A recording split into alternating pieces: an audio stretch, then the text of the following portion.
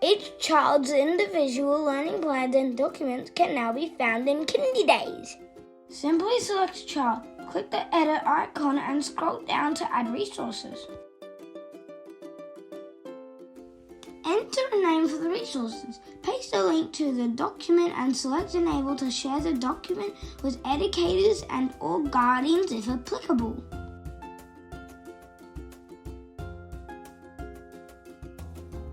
You can view, add or delete the resources at any time via the child's profile.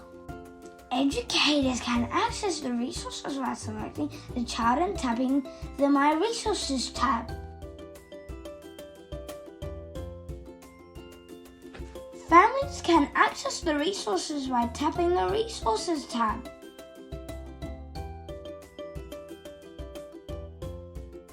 Contact Kindiedays to learn more.